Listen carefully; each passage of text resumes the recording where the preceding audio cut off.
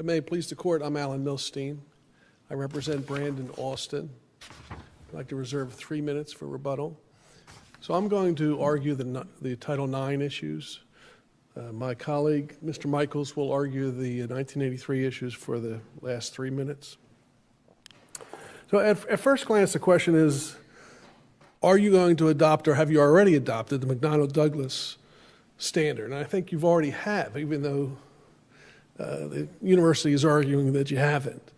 If you look at the case that we cited, you've certainly used that standard in the summary judgment context. There's no reason to think you wouldn't use it in the 12b-6 context. Well, I think there is a reason.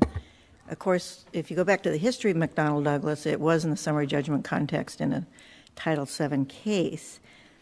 But the Supreme Court in Sawierkiewicz, assuming that's how you pronounce it, they basically said that they rejected McDonnell-Douglas at the pleading stage. So I'm interested to know how you square that statement with your effort to adopt it at the pleading stage. Well, after that Supreme Court case, you had the Doe versus Columbia case. Right, that's a Second Circuit case. In the Second Circuit. And the way the Second Circuit construes it, I think, may be just wrong. So let's say you don't have the Second Circuit case, and of course we're not bound by the Second Circuit. In your view, how can you square the clear statement in Sawierkiewicz with the standard that you are now trying to adopt? Well, I mean, I think Imeldi, I think in Imeldi you essentially adopted the same standard as Doe versus Columbia. But the reason I said at first glance is because I don't think it matters. Well, that's another question, of course. It might not matter because you could get to the same result in your view or in the defendant's view. Right. I guess each side thinks it doesn't matter. So the difference is whether it's minimal plausibility or plausibility. And I think under either, if you look at the Baum case in the Sixth Circuit, which I think along with the Columbia case, those are the two closest cases to this one. In the Baum case, you had a situation where the accused did not have the right to cross-examination, did not get a list of the witnesses. And the court essentially said that the lack of cross-examination, to not have the right to cross-examine witnesses itself, essentially proved the erroneous factor that had to be proven in order to succeed on Title IX. And in addition, in the Baum case, because you need to not only show to show an articulated doubt as to the accuracy of the result, you need to have it tied to gender bias. And also in the Baum case, in that Sixth Circuit case, it said that where you've got a situation at the University of Michigan where that case took place, where you've got protests and the public essentially pressuring the university to, in essence, kick out these guys who've been accused, that's gender bias. So you've got the combination of no cross-examination, and you have the combination of this, in essence, trying not to aggravate the protest. And as the court said in Doe versus Columbia, it's certainly plausible that when you've got those kinds of protests, that the hearing board, is going to want to not essentially fan the flames of those protests. And again, as said in Doe versus Columbia and in the other cases, it doesn't matter whether that is the best, most plausible reason for the board doing what it did. It only has to be a plausible reason. Would you explain, in your view, the difference between this conference administrative proceeding and the panel hearing, and what, in your view, your clients gave up by not going to a panel hearing and vice versa? It was a distinction without a difference. In essence, it was a Hobson's choice given to Mr. Austin's attorney. You could have the panel conference or you could have the administrative conference, but in neither case are you going to have the right to cross-examine. In neither case are you going to have the right to call witnesses. And so counsel said, well, between the two of them, what difference does it make? Well, you had, your client had the right to respond to the charges, to request that people of their choosing be contacted for information, had the right to counsel. There was a hearing officer present. But no right to cross-examination. Is that, in your view, required under Matthew's analysis for every due process hearing in this context? Not for every due process hearing. So when you have competing narratives, that is, all you have is a he said versus she said, with no other witnesses able to, in essence, say, I heard that or I heard this. In that case, as Baum said, then you need to have the cross-examination. There are other cases. I need to clarify a factual question then with regard to the he said, she said.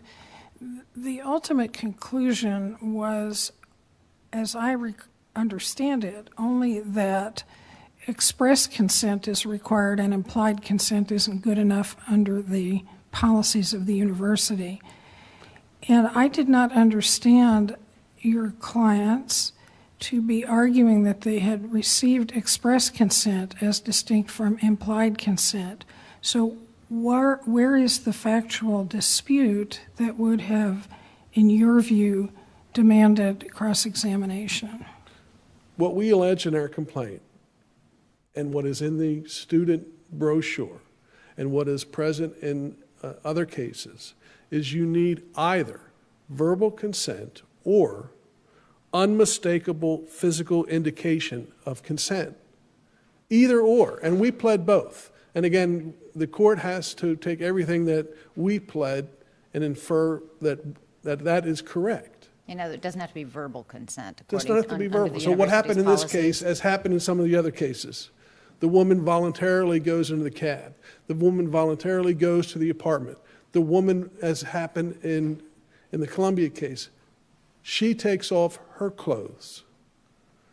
So there were, again, we allege that it was verbal consent or, we said. So if there was testimony and discovery, I believe our clients will say, to some extent, there was verbal consent, but there also was unmistakable physical indication of consent. Well, and that's enough. Just to be clear, my read of it is that what you alleged in your complaint is the verbatim definition of consent from the university's policies. Do I have that right? That's correct. Which included, again, that line that it's unmistakable physical indication of consent, that's enough. Now, again, there are two theories. One is erroneous outcome, and we believe it's hard for me to understand how the judge could say that we did not adequately plead that there was an erroneous outcome. If you look at the paragraphs of the complaint, we pled it in detail. But there's a second theory with respect to Title IX, and that's the selective enforcement theory. The judge totally ignored that theory. So the selective enforcement theory says if either in the initiation or in the penalty there is gender bias, then that also states a claim under Title IX. So in this where is the allegation of similarly situated students or situations? I understand what you mean by similar situated. Well, when you talk about selective enforcement, then that's what you're talking about, is you're talking about comparisons of similarly situated situations, and the government, or in this case the university, does not treat them similar, and that's why you have selective enforcement. Right, so where is, I'm looking for the allegation that shows that similarly situated students were treated differently based on the outcome in some way. So what we alleged is essentially, and what happened in this case is that they said to counsel. Okay, well, let's first start not with what you're saying and what they said, but tell me where in the complaint I look for that fundamental allegation that really lays out the selective enforcement claim, the treating the different groups differently. Well, we said it was that what he was essentially sentenced to was 4 to 10 years, and that in none of the other cases was 4 to 10 years on the table or imposed. But how does that relate to a gender-based discrimination? Well, I'll get to that. So Okay, well, So it's selective. just tell us straight up, because I'm missing your allegation. Because I really want to talk about due process, so Yeah, if you could. But I want to hear why. The gender base has to do with the fact that in every one of these cases, the males, and we have affidavits from the attorneys saying that the males were always convicted essentially by the university. In the one case in which there was the attorney said he had a woman client, she was not convicted.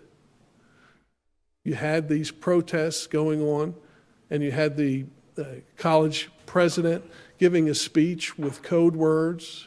But I'm really having trouble tying that up with your selective enforcement. So just tell me in short order, what's the bottom line on selective enforcement, just so I understand your theory? If you look in our complaint, paragraphs 30 to 52, which I think is 148 You're to looking 150. at the amended complaint? Third amended complaint, yeah, which Thank is you. 148 to 155 in the record. We allege that as a result of all again, this is in the initial pleading stage where everything's got to be construed in our favor. We allege that these protests, the speeches by the president, all essentially embody exactly what the other courts say is gender bias. It can be construed no other way. But at least it's plausible. Counsel, you have eaten into your colleague's time, so we'll hear from him next.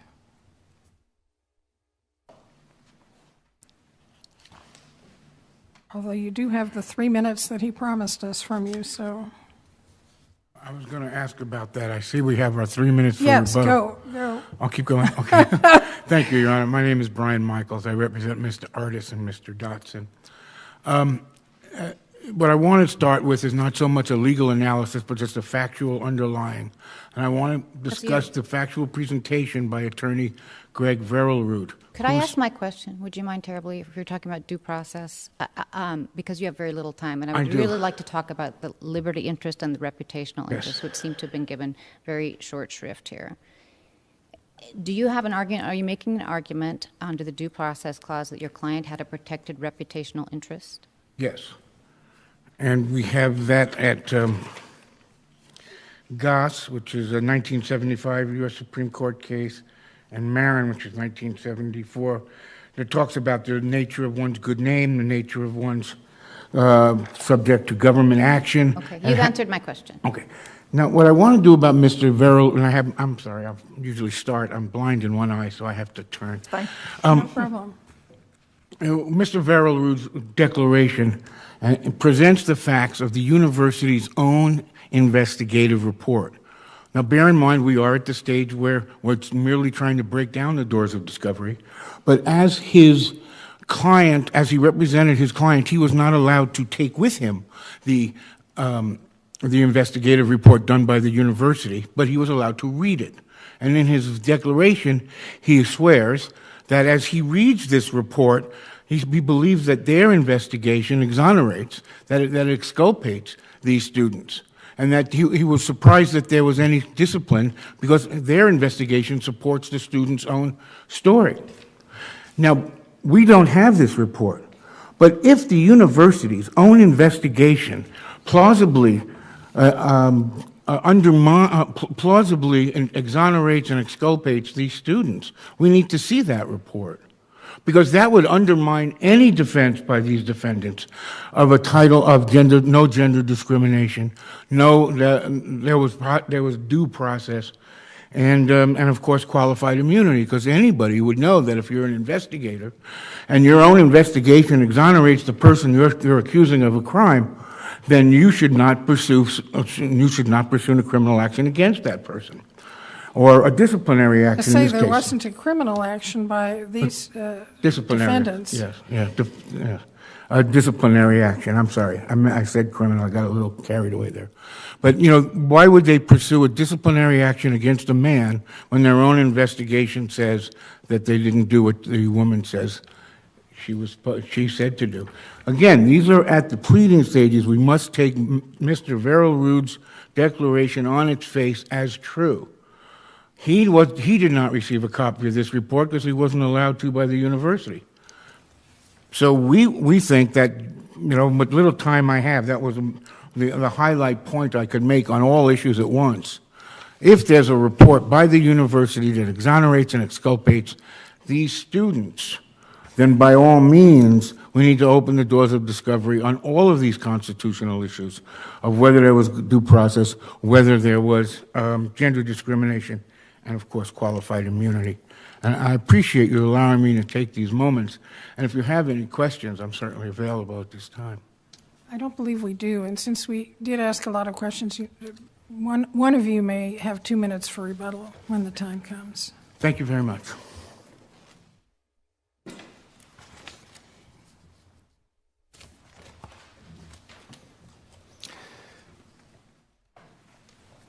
Good morning. May it please the Court. I'm Kevin Reed. I'm Vice President and General Counsel for the University of Oregon, here to argue for appellees. Title IX. Your Honors. Could we talk about due process? Absolutely, Your Honor. I'd really like to know why the position is. I don't think there's a strong argument here at all about a protected property interest. So just to focus your attention, I'm concerned about a liberty interest and why these folks don't have a reputational interest. We think that matter was fully resolved in Paul v. Davis, Your Honor, in which the Court said that without finding the property interest, which does not exist. I'm not talking about a property interest. I understand. I'm talking about a liberty interest. I fully understand. Forgive me. All right, I'll listen. The Court did hold that one could not pursue a liberty interest without showing an underlying violation of a property right as well. That's Paul v. Davis, that there's no liberty without a property right. And that makes sense, Your Honor. Otherwise, every defamation by a public official could blossom into a title. No, that's not the Supreme Court's authority in this area. There are other instances where the Court has made very clear that you have to do a lot more. The government would have to do a lot more than defame someone, and it's not enough to just fire someone. But there are admittedly outlier cases, but cases where the government has taken action, for example, labeling somebody a communist, something really vile, really defamation per se, Sure. where that has been deemed sufficient. Why isn't that sufficient here? Because in we this don't day and age, because these folks are being accused of sexual assault. They were accused of a violation of the Student Conduct Code, which is having penetrative sex without consent. Nobody at the university accused them of rape. Nobody at the university called it sexual assault. Is it really your position that this isn't something that would have been akin to a deep stain or badge of infamy? Really? No, Your Honor. This was obviously a very serious matter for the university. Right, very serious, all the way around. So it's just a question of whether they have a protected interest to get to the question, to even get to the question about whether there was adequate process. Fair point, Your Honor. And they did have adequate process. That's my first. And it's not about adequate process. I'm trying to figure out why your position is that they didn't have a protected interest at all. Because we believe that Paul v. Davis says that there needs to be a property interest. And All in right. the state of Oregon, and that interest, those interests that need to be protected by due process are established by state law. And we don't believe that there's a state law that established an interest that entitled them to due process and certainly didn't entitle them to more process than they actually received. My first argument is that they did receive due process, Your Honor. Are you linking then the reputational interest to the liberty interest? Yes, Your Honor. As opposed to a separate interest? Yes, Your Honor. No, I believe that they are. I believe that is the argument as pled in the Fourth Amendment, in the Third Amendment complaint. It needs like in the federal employment cases, you need the right to employment, and then you can also have a right to reputational harm. Exactly, Your Honor. And you're just saying, in your view, there is no foundational right. There is no foundational right to the liberty interest because there is no foundational property interest as established by the state of Oregon, as found, and certainly has not been clearly established, as the district court found when he granted qualified immunity. And this last point you're making really goes to qualified immunity, which is, again, a separate point. Yes, Your Honor. The more fundamental point is they did get due process. Due process requires a fair opportunity to be heard, to understand the allegations that are being made against you, and an opportunity to present evidence. They had all of those things. Is there any case that is similar to this that you're aware of that squarely holds that cross-examination is not a required element of a due process hearing? I'm unaware of a case that holds that cross-examination, squarely holds that cross-examination is not required, or is not an element. That said, there's only one case that would establish that it is, and that is Baum, which I would argue is not necessarily correctly decided, but certainly was decided on the facts of that case, in which it was a word-against-word allegation that was dispositive in that case, as the court found. There is certainly no clearly established right in the circuit or in the state of Oregon to cross-examination in these contexts, and it happens regularly in university processes across the country. I'm not quite sure why this word-against-word distinction matters here, because as I understand the student's argument, they're basing it on the or clause of the student misconduct rules, and that is, or something that is unmistakable conduct. So in some ways, if the conduct is not disputed so much as like if this, and this happened, which they allege, then are you just saying as a matter of law that's not unmistakable conduct, or that it is unmistakable conduct? I mean, is it decided almost like a matter of law? Or in their view, you've got sort of, they still have a he said, she said. Your Honor, no, my argument is that Mr. Weintraub, when he sat as the tribunal in the administrative conference, had sufficient evidence in front of him to find a violation of the Student Conduct Code without necessarily resolving the dispute between what the female student said and what these respondents in the case said, because... And that's how you would distinguish it from Baum in some respect? Absolutely, Your Honor, because the confessions of the students themselves in the surreptitious recordings and text messages with the female student, as well as what they said to the police, was enough for Mr. Weintraub. Mr. Dotson... To decide what? To decide that there hadn't been any conduct that was unmistakable? Yes, that there was not explicit consent for the conduct that was engaged in. Consent could be withdrawn at any time, Your Honor. Mr. Dotson, in his statement to the police, confesses that after the first encounter in the bathroom, when the female student went in the hallway, she was crying.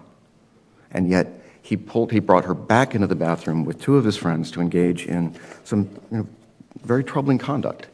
And when she cried later, then yes, he does state that they stopped at that point. But those facts, combined with the statements from the young men themselves, they understood why she was upset. They understand why she would feel that she was taken advantage of. So is it the university position that these conflicting facts, which are very troubling facts, and no one is minimizing them, but we're just trying to get our arms around this as again, it's a 12b6, so trying to get our arms around how this can be decided as a matter of law when there's this very conflicting evidence, given the definition of consent that's in the university policy. And it sounds like now what you're arguing is that even if consent was given, it was or if it could have been understood by unmistakable conduct, that it was then withdrawn? Is that it? Yes, with one caveat, Your Honor. I'm saying that is what Mr. Weintraub found, and it was well within his prerogative. He didn't abuse it. He didn't engage in an erroneous outcome. But the real question you're asking is... Did he find that it was withdrawn? He found that they violated... There's no specific factual finding in his decision. What he did find is that they did not have explicit consent for the penetrative sexual conduct that they engaged in. Right, but I don't think he referred, forgive me, I don't think he referred to this definition, which is a peculiar definition, and it's an either-or. It allows for this unmistakable conduct, and that it sounds like your answer is we don't have that. I believe Mr. Weintraub did have enough to make the decision he did. My real argument, Your Honor, is that the district court was not there to retry that case. The question before the district court on the Rule 12 motion was, did these individuals have due process? Did they have an opportunity to understand the charges? I have one sort of follow-on question, I think, to both of my colleagues' questions. I'm trying to just pinpoint your argument concerning cross-examination seems to me to be twofold. The first is it's not necessarily required, and second, it isn't required in the circumstances because the decision concerning discipline rested on the plaintiff's own account of events. Is that your position? Yes, Your Honor, that is a position. I would add to that, very importantly, that ultimately the due process claims, the Section 1983 claims, lie only against the individually named defendants in this case. The 11th Amendment precluded those claims to be brought against the university, which means that qualified immunity becomes the dispositive issue here. In the due process arena, would you just explain on behalf of the university what is the difference between this administrative conference and the panel hearing? Absolutely, and they're very similar, and it was the choice that they made, as advised by counsel, to go for the administrative conference. So what did they have that was, in fact, due process? They had a right to see the record, which they did. Mr. Villarud's declaration says that. Now, he wasn't allowed a copy out of the room, but he was allowed to make notes and see it and see what was in there. They were allowed, the plaintiffs below had rights to counsel. They had the rights to an impartial decision maker. They had the rights to present a response. They had a right to present supplemental material, which Mr. Villarud's declaration says they did. And so one of the fundamental claims is, well, Mr. Weintraub didn't subpoena the taxi driver. Well, the taxi driver could have been subpoenaed had they chosen to go with the panel hearing approach. On advice of counsel, they chose not to do that. So maybe you're mixing and matching what happened with the procedural aspects. What's the fundamental difference? I know one big difference, of course, is one counsel pointed out, is they felt they were in a Hobson's choice in terms of the expulsion situation. But what do you get in a panel hearing? What you get in the panel hearing is all of the above that I just described, plus the right to call and examine witnesses, the right to have the Office of General Counsel issue subpoenas, to have those witnesses attend, and the right to an appeal. I'm saying that it really Is wasn't... cross-examination provided in the panel hearing? Yes, Your Honor, it is. Okay. And where do we look on the record to see what the panel hearing gives you, or is it in the state administrative procedures or the university procedures? So it is not within the record, Your Honor, but it is judicially noticeable in the Oregon administrative rules. Actually, the former Oregon administrative rules that were in effect in 2014, OAR 571-021-41. 571. Thank you. Counsel, what's it mean that the district court's observation that each player, quote, benefited the full promised year of their scholarship? So I don't need to talk about the renewable portion of the scholarship, but what about the credits they had been awarded for that quarter where this incident occurred? The scholarship awarded, allowed them the cost of tuition and the full cost of attendance, which is a stipend to cover their rent. They're given food at the training table. They enjoyed all of those benefits through the end of the school year. Okay, so it was never terminated? Correct. But for that year? Wait a minute. This happened in March, right? The incident happened March 9th, the early morning hours. The administrative conference, I believe, happened in May. So they didn't finish that school year? My understanding, and the record is not entirely clear on this, Your Honor, the students themselves voluntarily left the university at some point in March or April after their basketball season was over. That was not the university's determination. We just certainly didn't recoup from them their tuition. We certainly would have continued to allow them to go to the training table, with the exception of Mr. Austin, who was still under, because he didn't present himself to a hearing on the ETS, he was under a temporary suspension that did restrict some of his activities. But in terms of the scholarship, the food, the lodging, the tuition was still covered. But they weren't allowed to finish out the term and earn those credits? They absolutely were allowed. Wait, I misunderstood. What about Mr. Austin? He was not allowed? He was under a suspension? He was under an emergency temporary suspension. The record is not entirely clear about exactly what those constraints were. It's a typical process in any Title IX proceeding in which one puts some restrictions on I'm just trying to figure out whether he was allowed to take those exams and earn those credits. It's somewhat of a moot point, Your Honor. He left town and never came back. It was not our choice. It was his choice. Where is that in the record? It is not in the record, Your Honor. It was not material. It's not what they pled. The issue is whether they got... Well, they sure did. They pled they had a property interest, and the sentence is, I think, awkward because they talk about a renewable scholarship interest, and the future years, I think, is not of interest to me. Right. But the credits that had been awarded to them, pursuant to which they were, studying at the time of this incident, is interesting to me, and I think they sure did plead that. Yes, Your Honor. They were allowed to continue their school year. They certainly had an Except for Mr. Austin? Which he could have appealed that emergency temporary suspension, and I would be happy to produce a supplemental briefing on that issue, Your Honor, since the record is not clear about whether these individuals were allowed to continue. Well, we're here on the pleadings, but The pleadings, in my view, were ambiguous, but they don't flatly say that any money was taken away for the current school year in which this incident occurred. For the precise reason that it was not, Your Honor. And ultimately, again, the issue on due process is one that lies only against the individual defendants, which means that if qualified immunity disposes of those claims, then there is no longer an argument for the district court to even hold a trial on the issue. It's as this court well knows, qualified immunity is an immunity against suit. I did want to briefly address the Title IX issues, Your Honors, because I do think that they are also important here. Iqbal is controlling. Doe versus Columbia obviously did not overrule Iqbal. Let's bear in mind that Title IX is an intentional discrimination statute. In order for them to prevail, they have to allege specific facts that raise a plausible allegation that Mr. Weintraub, when he made the decision in the administrative conference, was infected by intentional bias. That is the argument that was made by the plaintiffs in Iqbal, who said in the wake of the 9/11 terrorist attacks that when the federal government rounded up Arab Muslim men for detention, that they were discriminated against Arab Muslim men. That's largely the argument they're making here, and what the Supreme Court said is, you can't just show us the numbers, you've got to show us some specific facts from which one can infer the malicious intent by the government actors here. That is something they failed to do after 4 bites at the apple. They have conclusory factual allegations that do mimic what is in the Doe case, but they don't have specific facts that show that Mr. Weintraub, the decision maker, or that the facts that are found within the Youssef case, statements by the decision maker, statements by other pertinent government officials, or a pattern of decision making that shows gender bias. They have shown none of that, Your Honors, and therefore they are not entitled to a 5th bite at the apple in front of the district court. Thank you, counsel. Thank you. The lawyers on this side of the table have 2 minutes.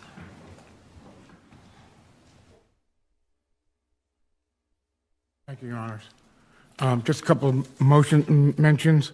In terms of property interest, there's the Haygood case. It's a Ninth Circuit case in 1984 that assumes a scholarship is a property interest.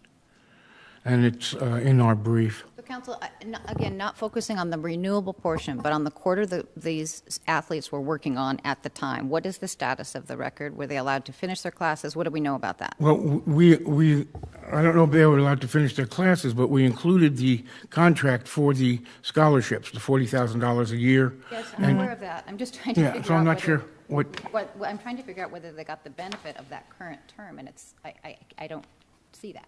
Oh, I see. I think they were paid in advance, is what I understand. And no money is alleged to have been recouped from them, correct? Right. That's correct. And they, in terms of being a student in good standing under the contract, by the time that determination was made, basically the school year was over, right? What was over? The school year. School year, yes. But in terms of, like, if you compare it to Stratton, we don't know the contract that Stratton had for his medical residency. We can assume that there was some similarly morals clause. If you do something that violates the student conduct, you're going to lose your term to be a medical resident. But we don't have that because we have not been able to discover that. And again, we're at the stage of the proceedings where we need to engage in discovery to answer a lot of these broad questions. What do we need? Let's step back to see what we need to answer on the pleadings. The question is, we've got the contract, which we can read, and it's pretty short, actually. I was surprised. I know. Who knew that these athletic contracts But were again, so... we don't know what the medical residency contract is for Stratton. No, but the question here, as I think Judge Kristen has been pointing out, there's the contract for that school year in which they were in, and then there's, of course, the renewability. So is there anywhere in your complaint that you've alleged that they were deprived of anything under the contract for the school year they were in? No, and I take exception to the word renewability because the presumption is that they would continue. Continuation, we'll call it. They did not have to reapply every year. And we don't know how similar or dissimilar that condition is from the medical residency in Stratton, for example. Thank you, counsel. Okay. We appreciate very much the arguments of all three counsel. They've been very interesting and helpful in this challenging case, and the case is submitted.